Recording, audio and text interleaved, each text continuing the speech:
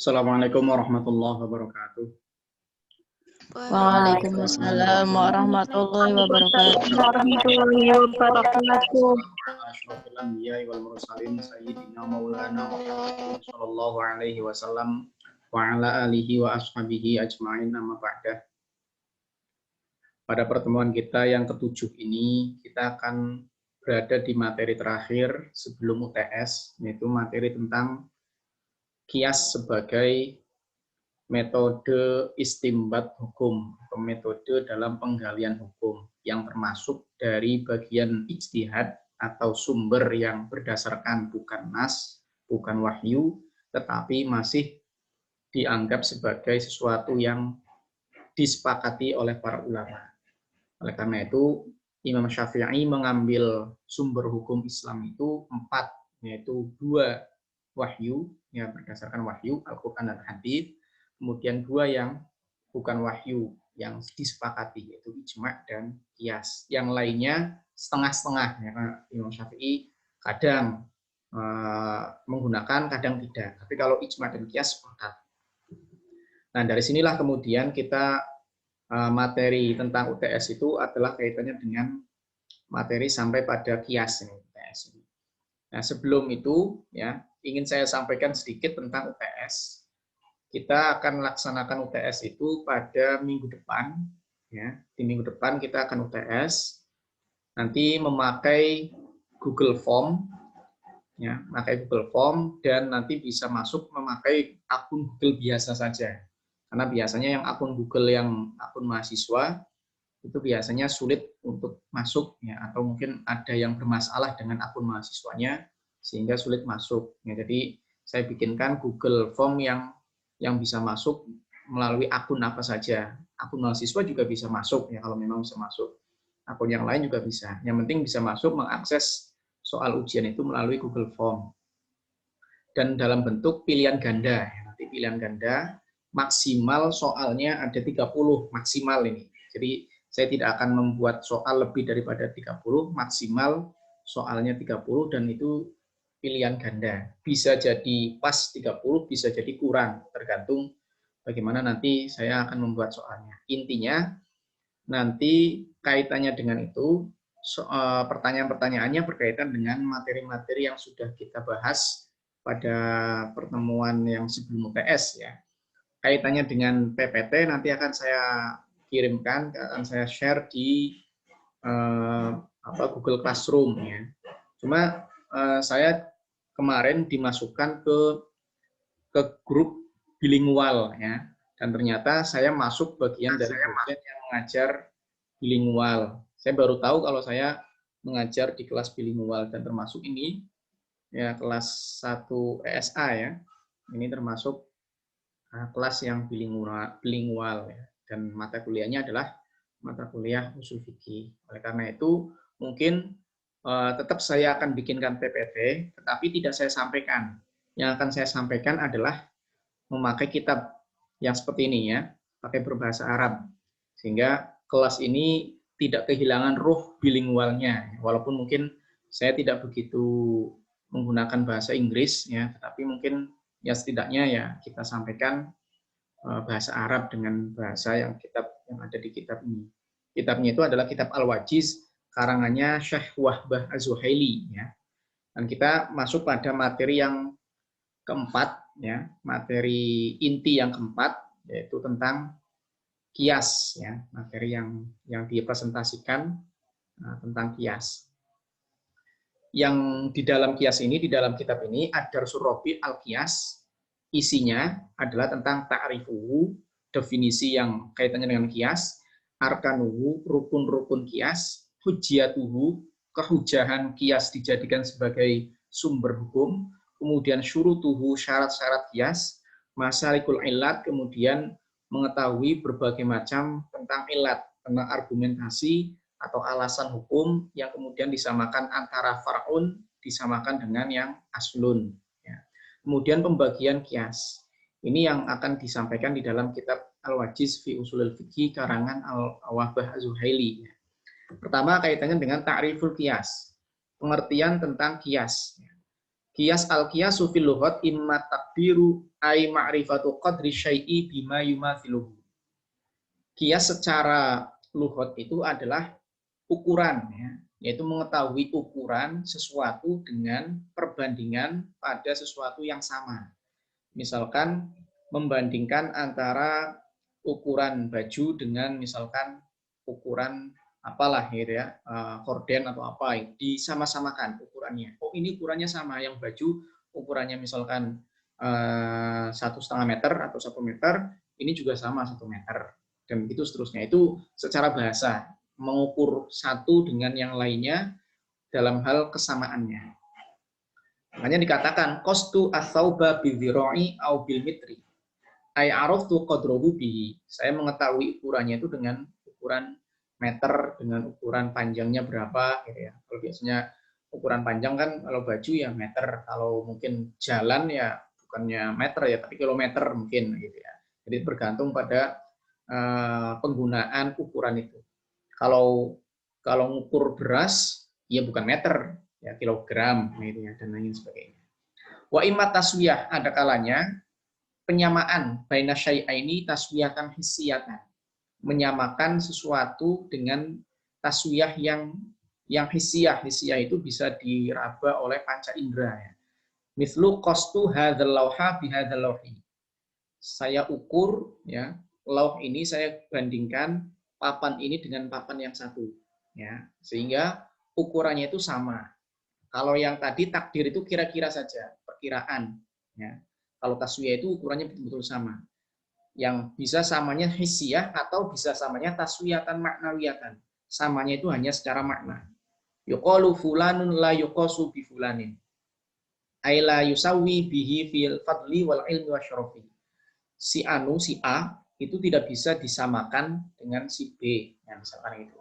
Maksudnya tidak bisa disamakan mungkin keutamaannya, mungkin juga ilmunya, mungkin juga keilmuan kemuliaannya, atau mungkin juga nasabnya. Itu secara bahasa. Secara istilah yang namanya qiyas adalah ilhaqu amrin ghairi mansusin ala hukmihi asyar'i bi amrin mansusin ala hukmihi lishtirakihima fi illatil hukmi. Menyamakan sesuatu yang bukan nas ya. Jadi penyamaan sesuatunya itu bukan nas. Menyamakan sesuatu yang bukan nas pada hukum yang ada dalam nas. Menyamakan sesuatu yang bukan nas disamakan hukumnya dengan yang ada di dalam nas ya. Kenapa? Karena memiliki elat hukum yang sama.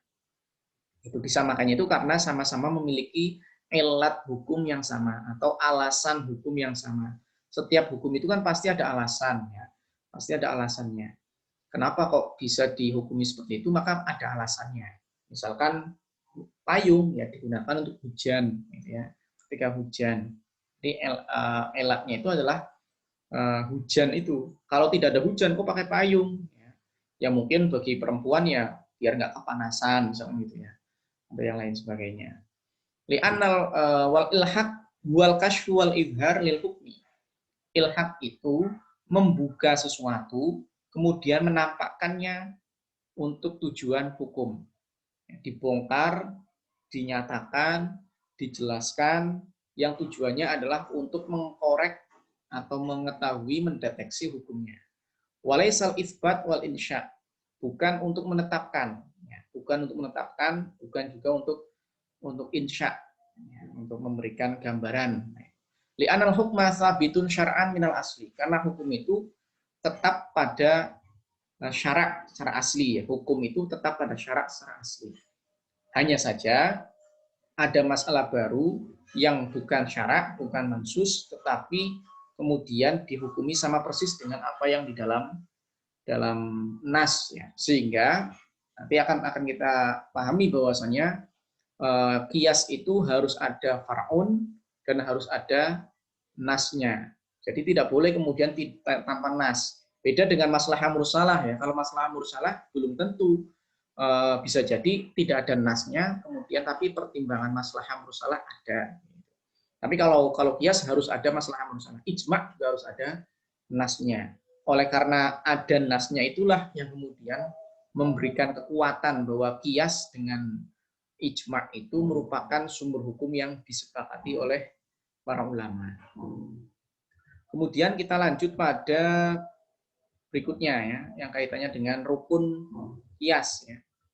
Rukun qiyas ada 4. Ya. Sebelum itu ini contohnya dulu. Contoh kaitannya dengan qiyas yang ada di dalam Al-Quran. Yang pertama, mengkiaskan yang ada di dalam nas, yaitu berupa pengharaman khomer. Apa yang dikiaskan, yang far'unnya, wa huwa asyarabu al-muskir al-muttakhadhu mimma il-inab an-na'yu ghairul matbuhi, atau ghairul matbuhi bin nar. Di ayatin, innamal khamru wal maisiru wal ansab wal azlamu rijsum min amali syaitan fajtanibuhu la'allakum tuflihun. Dalam ayat ini ada pengharaman khomer, ya, yaitu yang disebutkan di pertama itu innamal khamru, ya, itu pengharaman khomer yang merupakan perbuatan setan, ya, dan setiap semua perbuatan setan itu pasti haram. Jadi secara tidak langsung hukumnya khomer itu adalah haram. Kemudian wa adrokal mujtahid anna illat tahrim hiyal iskar. Ya. Kemudian secara aturan, ya, kenapa kok khomer itu bisa diharamkan? Para mujtahid kemudian mengkorek-korek atau mendeteksi apa yang membuat khomer itu haram. Elatnya adalah al-iskar al-muhhibu lil akli, sesuatu yang memabukkan, yang mengakibatkan akal itu hilang, tidak sadarkan diri. Nah, bihukmil adati wal ghalib, hukum secara tentunya secara pada umumnya ya. Mungkin bisa jadi ada orang yang minum minuman keras tetapi tidak mabuk gitu. Dan akalnya tidak hilang. Tapi itu tidak bisa digeneralisir karena adat dan pada umumnya itu bisa dijadikan sebagai hukum. Ya, makanya kan ada hukum itu mengeneralisasi pada sesuatu yang mayoritas. Contoh misalkan gini. Dari 100 orang yang minum minuman keras, ternyata 80 itu mabuk, 20 itu tidak mabuk misalkan. Maka yang seperti itu mengakibatkan aturan hukum bahwa ternyata khomer itu memabukkan. Karena 80 dari 100 itu terkena dampak memabukkan, ya, termabuk dan hilang akalnya misalnya itu. Itu bihukmil adati wal ghalib. Sehingga hukumnya elatnya adalah iskar, dan nanti menjadi elat itu menjadi bagian dari rukun qiyas ya, harus ada hukumnya. Itu diantaranya adalah elatnya, yaitu berupa memabukkan. Oleh karena itu memabukkan itu bagaimana? Wa fi hadza mudharrun wa mafasidu katsiratun diniyatun wa dunyawiyatun sahihatan wa ijtimaiyatan. Jadi bahayanya itu ada, kerusakannya, dampak kerusakannya itu ada. Tidak hanya kerusakan sifatnya agama, diniyah, dan juga tidak hanya agama, tapi juga duniawiyah. Ya, kaitannya dengan keduniawiyahan itu juga rusak. Kesehatan, sohiyatan, wajtima'iyatan, yaitu kesehatan fisik, ya, pribadi dari orang yang mabuk itu, kesehatannya rusak, dan juga secara sosial juga bisa rusak. Loh, kok bisa sosial bisa rusak? Bisa. Seperti apa contohnya? Ka'iqa'il adawati wal baghdoi bainan nas, yaitu adanya permusuhan, adanya kebencian di antara manusia diakibatkan oleh minum minuman keras. Makanya orang yang minum minuman keras itu gampang tersinggung, ya, begitu senggol sedikit misuh, nah gitu ya. Tidak hanya misuh, malah bacok, nah gitu ya. Kalau misalkan mereka membawa senjata tajam gitu. Ya. Nah, disinilah kemudian wa ilhaqil dorori al muakkad obian bisyarib, ya.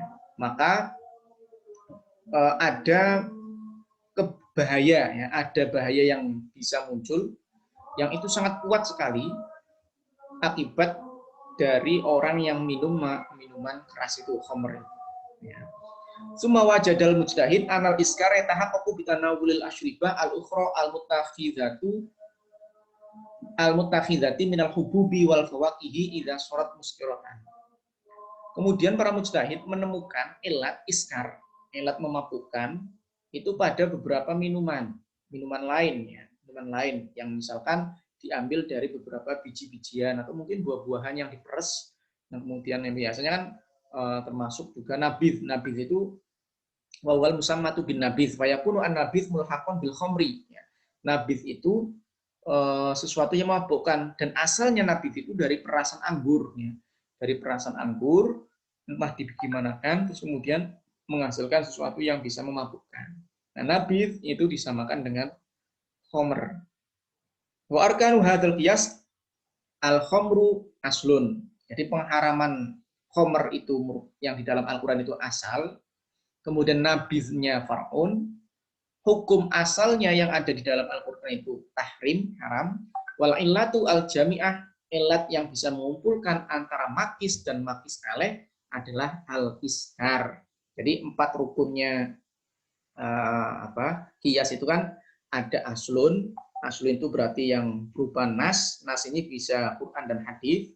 Kemudian dalam contoh ini adalah nabidh. Nabidh ini posisinya sebagai far'un, cabang yang itu bukan berasal dari nas, tapi kemudian hukumnya disamakan dengan apa yang ada dalam nas hukumnya. Hukum aslinya yang dalam nas itu adalah tahrim, haram. Elatnya yang bisa menyatukan antara yang baru dan yang disamakan, yaitu yang ada di nas, itu elatnya sama. Apa? Al-iskar, memabukkan. Ya, sehingga nabidh itu hukumnya haram karena disamakan dengan khamr. Ya, elat hukumnya adalah memabukkan. Itu contoh yang ada di dalam Al-Quran. Ya. Kemudian contoh lain misalkan, mana'an Nabiyyu sallallahu alaihi wasallam al-qatila minal irfi biqaulihi la yarithul qatil. Ya. Kemudian Kanjeng Nabi mencegah, ya ini contoh ini, Kanjeng Nabi mencegah orang yang pembunuh dari mendapatkan warisan. Orang yang membunuh tercegah dari mendapatkan warisan. Dengan sabdanya la yarithul qatil. Elatnya adalah ya isti'jalu syai'i qabla awanihi. Mempercepat sesuatu sebelum waktunya. Maka di situ fayu'aqabu bi hirmanihi. Wa hadzal illat mutahaqqiqatun fi qatlil musalahu al-musi. Fatuqasu al-wasiyah fi ra'il jumhuri ghairi syafi'iyah alal irthi halatal qatli. Fayumna'u al-musalahu al-qatil minal wasiyati. Ya. Awalnya adalah tidak boleh mendapatkan warisan bagi orang yang membunuh. Kanjeng Nabi tidak menyebutkan bagaimana kalau orang yang berwasiat. Nah, gitu. Dalam hadis ini Kanjeng Nabi menyebutkannya hanya pembunuh. Jadi pembunuh yang membunuh orang yang merupakan termasuk dari bagian ahli waris, ya. Pembunuhnya itu termasuk bagian ahli waris. Dibunuh, ada orang yang dibunuh, maka orang yang membunuhnya itu yang termasuk dari ahli warisnya itu tidak akan mendapatkan warisan. Kanjeng Nabi nggak menyebutkan wasiat sih gimana, wasiat tidak. Maka kemudian para ulama, pendapat jumhur ulama selain Syafi'i, ya, bahwa wasiat itu disamakan, ya. Disamakan dengan tidak dapatnya warisan. Tapi kalau Syafi'i, yang mayoritas Syafi'i mengatakan wasiat tetap dapat karena yang tidak dapat itu hanya warisan, gitu. Tapi kalau wasiat masih dapat. Tapi jumhur ulama selain Syafi'i mengatakan itu tidak dapat karena dikiaskan dengan apa yang disebutkan di dalam hadis la yarithul qatil. Jadi wasiat orang yang diwasiati sebagai pembunuh, ya, membunuh orang yang berwasiat. Itu orang yang dibunuh itu orang yang membunuh itu tidak akan mendapatkan wasiat. Kenapa? Karena disamakan dengan pembunuh yang tidak mendapatkan warisan. Nah, itu. Kemudian yang ketiga, contoh lain adalah haromar rasul al-khitbata al-khitbah. Faqala la bai'a ba'dukum ala bai'i ba'din wa la yakhtubu ala khitbatihi. Ya. Kanjeng Nabi mengharamkan khitbah atas khitbah yang sudah dilakukan. Ilatnya itu adalah ya izaul bai' wal khatib al awal wa israti ahaqdihi wa taurithi adawatihi. Di sini ada penyebutan dilarang menjual sesuatu kepada seseorang yang sedang dalam penawaran. Ya, si A, si B misalnya penjual, si A mau beli barangnya si B. Nah, masih dalam penawaran, ya, kemudian si C datang. Maka si B tidak boleh menjual barang yang sedang dalam penawaran dengan si A, dijual kepada si C. Gitu. Begitu juga orang yang sudah dikhitbah, itu tidak boleh dinikahi atau dikhitbah lagi oleh orang lain. Karena ibaratnya kayak tadi, ibaratnya jual beli tadi. Nah, di sini ada pengharaman kaitannya dengan sewa menyewa, ya, sewa menyewanya seseorang kepada penyewaan yang lain. Jadi misalkan ini si A si A menyewa motornya si B, ya. Kemudian si B yang punya motor aslinya yang menyewakannya kepada si A, kemudian menyewakan motor yang masih pada sewaannya si A itu diserahkan kepada si C. Nanti si C, kamu tahu kan motor saya, yaitu sekarang ada di A. Ya, disewa si A. Kamu ambil saja, saya sewakan ke kamu. Nah, itu kan tidak ada dalam hadisnya ini, ya. Karena hadisnya hanya menggambarkan jual beli tidak boleh menjual belikan sesuatu yang masih dalam penjualan dengan orang lain, dan juga mengkhitbah seseorang perempuan, ya, yang sudah dikhitbah oleh orang lain. Tidak boleh, dan tidak ada pembahasan tentang sewa menyewa. Nah, sewa menyewa ini dikiaskan hukumnya dengan keharaman atau ketidakbolehan mengganggu sesuatu yang masih ada kaitannya dengan orang lain. Nah, itu beberapa contoh, ya, kaitannya dengan ini. Termasuk juga haramal Quran al-bai'a waqtan nida li sholatil Jumat. Quran itu mengharamkan baik jual beli pada saat azan untuk sholat Jumat, ya. Sebagaimana dalam ayatnya, ya ayyuhalladzina amanu idza nudiya lis-sholati min yaumil jumu'ati fas'au ila dzikrillahi wa dzarul bai' dzalikum khairul lakum. Nah, itu kaitannya dengan pengharaman, ya, ketika undang-undang atau panggilan untuk sholat Jumat itu sudah dikumandangkan, maka kalian bergegaslah untuk ila dzikrillah wa dzarul bai', tinggalkan jual beli. Nah, ini berarti dari ayat ini ada pengharaman jual beli pada saat pemanggilan sholat Jumat dikumandangkan oleh muadzin. Wal illatu hiya at-tasyaghul bil bai'i. Ilatnya adalah jangan sampai kemudian sholat Jumat terganggu dengan kesibukan jual beli yang pada akhirnya sholat Jumatnya itu tidak dilakukan. Nah, wa hadza indal jumhur ghairil hanabilah mutahaqqiqun fi ayyi aqdin aw amalin akhar kal ijarah warohan wal kitabah fayakunu mamnu'an litawafuri illati man'il bai'i fihi. Dalam hal ini di ayat Al-Qur'annya hanya menyebutkan pengharaman bai'. Gimana kalau kemudian pakainya ijarah, rohen, ya, kemudian kitabah, atau yang lainnya yang kaitannya dengan transaksi lain yang bukan jual beli, ya. Gimana itu, kan yang dilarang cuma jual beli. Yang lain gimana? Yang lain bisa disamakan, dikiaskan dengan bai'. Asalkan elatnya sama. Elatnya adalah at-tasyahul bil bai' atau bil ijarah atau bil rohni, ya, anis sholat. Yang bisa kesibukan itu mengakibatkan orang lupa yang pada akhirnya meninggalkan sholat Jumat. Nah, itu ada far'un, ya, ijarahnya itu far'un, kemudian ada aslun yaitu bai', kemudian ada hukum asli yaitu haram, ya, kemudian ada ilat yaitu at-tasyahul bil bai'i anis sholat, yaitu sama-sama membuat sibuk, ya, orang yang melakukan transaksi itu yang pada akhirnya dikhawatirkan dapat meninggalkan sholat Jumat. Nah, itu namanya beberapa contoh tentang kias, ya. Sehingga di sini dapat simpulkan rukunnya ada 4. Ada aslun sebagai asal dari nas Al-Quran maupun hadis. Ada far'un, sesuatu yang baru yang akan disamakan dengan apa yang ada di dalam nas. Kemudian ada al-wasful jami' bainal asli wal furu' wal far'i wa hiya al-ilat, yaitu ada sifat yang bisa menggabungkan antara yang asli yang ada di dalam nas, dan yang far'i yang ada hal yang baru tadi. Apa sifat yang bisa mengumpulkan antara yang nas dan yang baru, yaitu ilat. Dan yang keempat adalah hukmul asli, hukumnya apa. Nah, ini adalah rukun qiyas, ya, rukun qiyas. Wal aslu huwa mahalul hukmi alladzi sabata bin nas wa awil ijma'. Tempat hukum yang ditetapkan di dalam nas itu asal. Khomer itu berarti asalnya. Nabidh, ya, minuman yang bisa memabukkan yang terbuat dari anggur, perasan anggur, itu dikiaskan dengan khomer yang ada di dalam nas.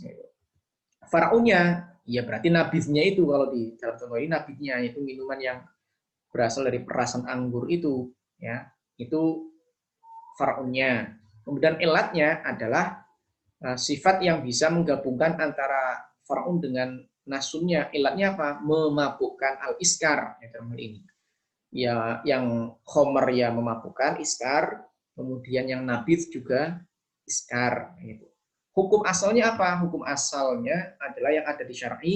Khomer itu hukumnya secara ijma' itu haram. Ya, sehingga hukum haram ini juga diterapkan pada pengharaman nabil, ya, pengharaman sesuatu yang baru yang memang disamakan dengan yang ada di dalam nas. Kita lanjutkan pada tentang kehujahan qiyas, ya, kehujahan qiyas. Kehujahan itu beberapa argumentasi yang menguatkan qiyas itu bisa dijadikan sebagai sumber hukum. Karena ada beberapa yang kemudian tidak mau memakai qiyas, hanya mau pakainya Quran dan hadis. Ini banyak kelompok-kelompok Islam yang kemudian kembalilah pada Quran dan hadis dan maunya hanya Quran dan hadis. Selain Quran dan hadis itu akal manusia bisa benar bisa salah, sehingga tidak bisa dijadikan sebagai dalil. Itu bagi orang-orang yang tidak mau menerima qiyas dan yang lain sebagainya, ya, tentang kesumberan hukum kaitannya dengan qiyas. Hunaka ittijahani masyhurani fi hujjatil qiyas. Ittijahul jumhur wa huwa anal qiyasa hujjatun syar'iyyatun fi nutaqil ahkam al-amaliyah wa aslun min usuli syariah ya'ti bil martabatir rabi'ah minal hujjaji asyar'iyyati wa haula'ihum musabbitul qiyas. Jadi ada dua pendapat yang masyhur, ya, kaitannya dengan kehujahan qiyas. Kehujahan qiyas yang dianggap yang masyhur itu menurut mayoritas ulama, bahwa mayoritas ulama mengatakan qiyas itu sebagai hujjah syariah, sebagai dalil yang bisa dijadikan sebagai sumber hukum, ya. Dalil qiyas itu dijadikan sebagai sumber hukum dalam menetapkan suatu permasalahan, ya, dan menjadi asal syariat yang urutannya tingkatan yang keempat setelah Al-Quran, hadis, kemudian ijma', kemudian barulah yang keempat adalah qiyas. Ini pendapat yang jumhur ulama. Makanya qiyas itu termasuk dari muttafaqun alaih, karena mayoritas ulama itu menyepakati bahwa qiyas bisa dijadikan sebagai sumber hukum. Ya, di antaranya yang berpendapat yang tidak setuju dengan qiyas, ya, itu di antaranya adalah Mu'tazilah, An-Nizam, ya, An-Nizam Al-Mu'tazili, kemudian Syiah Al-Imamiyah, kemudian ada mazhab Zuhiriyah. Itu kelompok-kelompok orang Islam yang menolak qiyas dijadikan sebagai sumber hukum. Mereka mengatakan anal qiyas laisa hujjatan syar'iyatan 'alal ahkam. Mereka mengatakan bahwa qiyas itu bukan hujjah syariah. Wa haula'ihum nufatul qiyas, dan mereka inilah yang kemudian tergolong sebagai penolak qiyas. Nah, sekarang dari itu semua, dari pembagian dua pendapat yang mengatakan, yang jumhur ulama mengatakan bahwa qiyas itu bisa dijadikan sebagai sumber hukum, dalilnya mereka apa saja? Nah, untuk dalil orang-orang atau ulama-ulama yang setuju tentang qiyas dijadikan sebagai sumber hukum, mereka berdalil 4 dalil, yaitu dalil dari Al-Quran, dalil dari hadis, dari sunnah, dalil dari ijma', dan juga dalil secara logika. Ya, istadalal jumhur ala hujjiyatil qiyas bi adillatin arba'atin minal qur'ani was sunnati wal ijma'i wal ma'quli. Amal Quran yang berdasarkan dari Quran, ya. Fafihi ayatun katsiratun tadullu ala hujjatil qiyas. Dalam ayat itu banyak yang menunjukkan tentang kehujahan qiyas. Di antaranya minha qauluhu ta'ala fa'tabiru ya ulil absor. Ya. Ini berarti menunjukkan bahwasanya ambillah pelajaran. Kalian ambillah pelajaran wahai orang-orang yang memiliki akal. Ini kan berarti disuruh orang-orang yang berakal, orang yang punya wawasan, orang yang punya kapasitas dalam keilmuan, silakan ambil ibarat, ambil petik pelajaran dari apa yang kalian lihat. Makanya kan kemudian nanti ada ayat atau tanda-tanda kebesaran itu hanya bisa dikuasai dan dipahami oleh orang-orang yang pinter, yang punya nalar, punya akal gitu ya. Biasanya kan dalam ayatnya la ayatil liulil albab, la ayatil liulil absor, la ayatil liqaumi yaqilun, la ayatil liqaumi yatadzakkarun. Di dalam Al-Qur'an itu banyak sekali penunjukan bahwa ayat-ayat itu bisa dimaknai, bisa diartikan secara mendalam oleh orang-orang yang memiliki akal, dan itu kan disuruh untuk berpikir. Ya. Nah, ini diantaranya. Kemudian selanjutnya dalam ayat Al-Quran, fa'in tanaza'tum fi syai'in farudduhu ilallahi wa rasul. Wa ilhaquma la nasufihi alal mansus alaihi litasawihima fi illatil hukmi rad ilallah wa rasul wa huwa maknal qiyas. Kembalikan semua apa yang terjadi kepada Al-Quran dan kepada Allah dan kepada Rasul. Ini seakan-akan memberikan gambaran makna qiyas. Bahwa ketika ada sesuatu yang baru, maka cari apa yang ada di dalam kalamullah, ya, kembalikan kepada Allah itu ya cari di dalam Al-Quran, dan juga kembalikan kepada Rasul, cari di dalam hadis. Ini seolah-olah gambaran ayat ini menjelaskan bahwa kita disuruh untuk qiyas ketika ada sesuatu yang baru, ya, kemudian kembalikanlah kepada Allah, kembalikan kepada Rasul. Itu seakan-akan diperintahkan untuk memang mengkiaskan sesuatu yang ada di dalam ayat Al-Quran. Contoh lain dalam ayat Al-Quran lainnya, qul yuhyihallazi ansha'aha awwal marrah. Ya. Di sini ada bahasa fa innallaha ta'ala taqriban qarrabal makna li'uqulina. Faqasa i'adatul makhluk ba'da fana'iha ala bad'i khalqiha awwal marrah. Ya. Li anna man qadaru 'alal bad'i qadirun 'alal i'adah wal ba'tsi marratan ukhra bal huwa ahwanu 'alaihi wa hadza qiyasun. Jadi gambarnya gini. Allah menghidupkan orang yang mati. Apa benarlah Allah bisa menghidupkan lagi orang yang sudah mati, dibangkitkan kembali dari kubur, gitu ya, untuk kemudian digiring ke padang mahsyar? Apakah memang seperti itu? Apakah bisa? Bisakah Allah? Ya bisa. Kalau yang sudah mati itu kan sebelumnya pernah hidup. Menghidupkan orang yang dulunya pernah hidup gampang dibandingkan Allah sendiri mampu menghidupkan sesuatu yang tadinya belum ada, diadakan. Sekarang menghidupkan sesuatu yang tadinya sudah ada. Itu pekiasan itu jelas bisa itu. Yang itu jelas bisa. Itu mengkiaskan, menggambarkan apa ada setelah kematian itu Allah bisa menghidupkan kembali orang yang sudah meninggal, terus kemudian digiring ke padang mahsyar. Bisa. Nah, Allah sendiri membuat pertama kali manusia bisa kok. Apalagi hanya menghidupkan yang tadinya sudah pernah hidup. Nah, itu namanya penggambaran ini berarti menunjukkan pada arti qiyas, ya, pada arti qiyas. Kemudian yang disebutkan di dalam sunnah, ya, dalam hadis kaitannya dengan kehujahan qiyas, ya. Wa amma sunnah fa fiha ma yadullu 'alal qiyas qaulan wa amalan. Di dalam hadis itu pengkiasan itu bisa ada dalam hadis qauli, bisa juga ada dalam hadis fi'li. Kalau kaitannya dengan hadis qauli misalkan, ya, iqrarur rasul al-amala bil qiyas, yaitu pembenaran ikrornya Kanjeng Nabi kaitannya dengan pengamalan yang bisa dilakukan dengan cara qiyas. Ini yang sering kita ketahui, ya, dan pernah saya sampaikan di pertemuan pertama ini kaitannya dengan sahabat Mu'adz bin Jabal yang ketika akan dijadikan sebagai gubernur di Yaman. Sebelum sahabat Mu'adz itu pergi ke Yaman, Kanjeng Nabi berpesan, gimana kalau misalkan terjadi permasalahan di Yaman? Kira-kira kamu akan menetapkannya bagaimana? Kata sahabat Mu'adz, saya akan abdi bi kitabillah. Saya akan tetapkan sesuai dengan kitabullah. Ya. Kalau tidak ada di dalam kitab Allah gimana? Fa'ilam ajib fabisunnati Rasulillah. Kalau saya tidak menemukan di dalam kitab Allah, saya akan mencarinya di sunnah Rasulullah. Kalau tidak ditemukan di kitab Rasulullah, bagaimana kamu akan memutuskan hukum? Ajtahidu ra'i wala alu. Saya akan berijtihad sesuai dengan pendapat saya. Ya.